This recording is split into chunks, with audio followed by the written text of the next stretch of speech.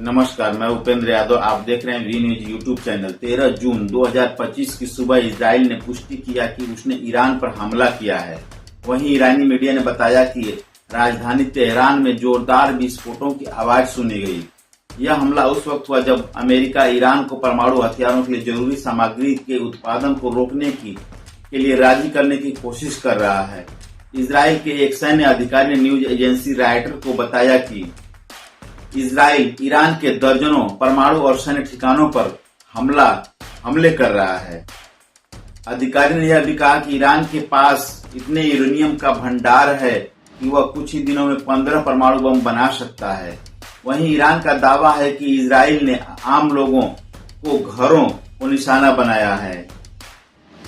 Israel हमले पर प्रतिक्रिया देते हुए ईरान के सर्वोच्च नेता अयातुल्ला खामेनेई एक्स पर लिखा है कि आज सुबह तड़के ज़ियोनिस्ट शासन ने हमारे प्रिय देश में अपनी शैतानी और रक्त रंजिश हाथों से अपराध किया। इसने आवासीय इलाकों को निशाना बनाकर पहले से भी अधिक अपनी दुष्ट प्रवृत्ति को उजागर किया है।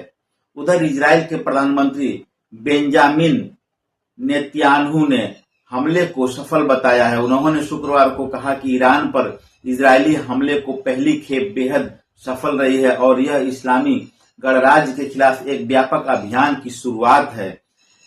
नेतन्याहू ने वीडियो बयान में कहा कि हमने एक बहुत ही सफल शुरुआती हमला किया है और ईश्वर की कृपा से हम इससे अधिक हासिल करेंगे। इससे पहले उन्होंने कहा था कि ईरान पर हमले कई दिनों तक जारी रहेंगे। ईरान के विदेश मंत्रालय के सोशल मीडिया हैंडल से इजरायली हमले को लेकर लंबा पोस्ट लिखा गया है। ज़ायोनिस्ट शासन का यह हमला संयुक्त राष्ट्र चार्टर के अनुच्छेद 2(4) का उल्लंघन है और ईरान के खिलाफ आक्रामकता की एक खुली कार्रवाई है। संयुक्त राष्ट्र चार्टर के अनुच्छेद 51 के अनुसार ईरान को इस आक्रामकता का वैध और कानूनी जवाब देने का पूरा अधिकार है। इस्लामी गणराज्य ईरान की सशस्त्र सेनाएं देश की संप्रभुता की रक्षा के लिए पूरी ताकत से और उचित समय पर जवाब देने में संकोच नहीं करेंगी।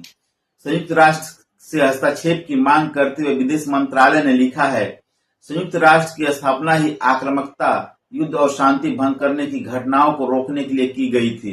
इस्लामी गणराज्य ईरान सुरक्षा परिषद से अपील करता है कि वह इस अंतर्राष्ट्रीय शांति और सुरक्षा के गंभीर उल्लंघन पर तुरंत कार्रवाई करे। ईरान का विदेश मंत्रालय संयुक्त राष्ट्र महासचिव को भी उनके कर्तव्यों की याद दिलाते हुए इस मामले में त्वरित हस्तक्षेप की मांग करता है। ईरान ने दुनिया के शांति पसंद देशों से इस हमले की निंदा करने की अपील किया है। हम संयुक्त राष्ट्र के सभी सदस्य देशों, विशेष रूप से क्षेत्रीय और इस्लामी देशों, गुटनिरपेक्ष आंदोलन के सदस्यों और उन सभी सरकारों से जो वैश्विक शांति और सुरक्षा की परवाह करती हैं, अपील करते हैं कि वे इस आपराधिक हमले की निंदा करें और इस दुस्साहसिक और खतरनाक कदम के खिलाफ सामूहिक और ठोस कार्रवाई करें। यह हमला निश्चित रूप से वैश्विक शांति और सुरक्षा के लिए अभूतपूर्व खतरा बन गया है। ईरान को पूरा भरोसा है कि यह इजरायली हमला अमेरिका के समर्थन से किया गया है। ज़ायोनिस्ट शासन यह आक्रामकता अमेरिका के समन्वय और समर्थन के बिना नहीं कर सकता था। इसलिए इस शासन के मुख्य संरक्षक के रूप में अमेरिका को भी इस खतरनाक दुस्साहस के नतीजे की जिम्मेदारी लेनी होगी। इजराइल के संयुक्त राष्ट्र में राजदूत ने गुरुवार देर रात कहा कि इजराइल और अमेरिका के बीच बातचीत जारी है, लेकिन ईरान पर हमला करने का फैसला पूरी तरह इजराइल का स्वतंत्र निर्णय था। CNN को दिए गए एक साक्षात्कार में जब उनसे पूछा गया कि अगर ईरान पलटवार करता है तो क्या इजराइल को अमेरिका से मदद की उम्मीद है, तो इजराइल ने यूएन राजदूत डैनी डैनन ने कहा कि मुझे नहीं लगता कि हमें अटकलों में पड़ना चाहिए। दूसरी तरफ सच्चाई यह भी है कि इजराइल ने ईरान पर अपने हमले से पहले अमेरिका को सूचित किया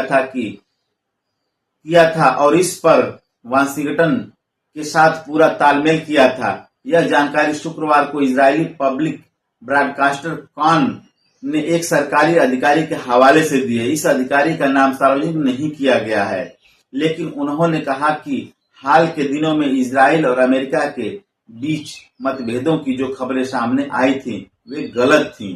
उन्हें यह भी कहा कि इन खबरों का खंडन जानबूझकर नहीं किया गया ताकि ईरान को भ्रमित किया जा सके।